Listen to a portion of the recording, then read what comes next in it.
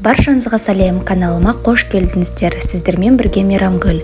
Бүгін сіздермен қазір хит болып жатқан өте дәмді, денсаулыққа пайдалы кето паштет рецептісімен бөлісемін. Ол үшін бізге бауыр, бөлме температурасындағы сары май, бір дана жуа, сәбіз, сарымсақ және де дәміне қарай тұз, бұрыш, дәмдеуіштер қажет болады. Ең алдымен жуамызды дәл видеодағыдай қылып майдалап турап аламыз.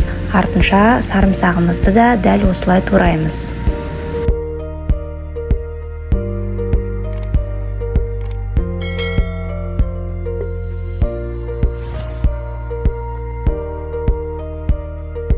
Сәбізімізді осылай үккіштен өткізіп аламыз.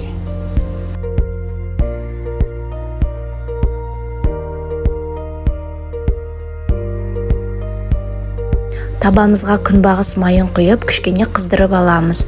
Үстіне бір дана жуамызды, туралған сарымсағымызды салып, жақсылап қуырамыз. Жуамыз бен сарымсағымыз кішкене қуырылғаннан кейін үстіне үккіштен өткізілген сәбізімізді саламыз.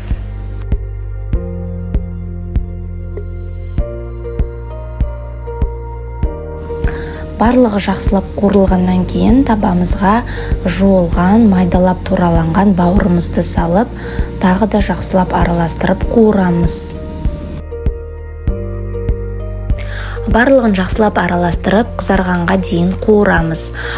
Осы орайда дәміне қарай тұз, бұрыш және де ұнаған дәмдеуіштеріңізді қоссаңыз болады. Және бір кесе су құйып, қақпағын жауып, астын баяу отқа қойып, 15-20 минут пісіреміз.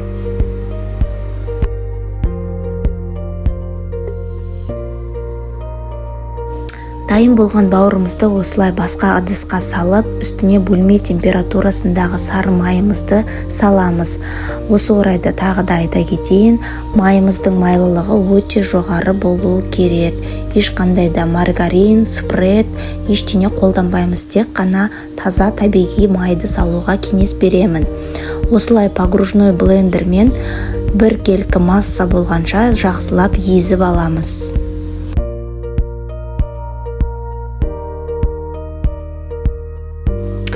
Паштетіміз дайын болды, өте дәмді, нәзік, керемет болып шығады. Енді сөзбен айтып жеткізе алмайым. Мен сияқты бауыр жақсы көретін адамдарға өте қатты ұнайтынына сенімдімін. Жасап көруге кеңес беремін. Дайын болған паштетімізді осылай банкілерге салып, тоңазытқышта сақтасаңыздар болады. Таңғы асқа өте таптырмайтын тойымды тағамдардың бірі. Ал бауырдың пайдасына келетін болсақ, мен айтпасам да білетін шығарсыздар. Бауыр деген витаминге, макро, микро элементтерге өте бай тағам. Сондықтан осы паштетті мен гемоглобині төмен адамдарға жеуге кеңес берер едім. Дайын болған паштетімізді осылай банкілерге салып, сатылымға шығарсаңыздар да болады. Өйткені қазір өте сұранысқа ие тағамдар. Себебі қазір адамдар пайдалы тамақтануға бейімделіп келе жатыр.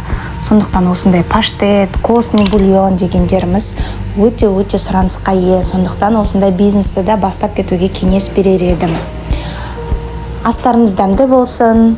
Видеоны соңына дейін қарағаныңызға рахмет. Каналыма тіркелуді ұмытпаңыздар. Сіздермен болған Мейрамгүл.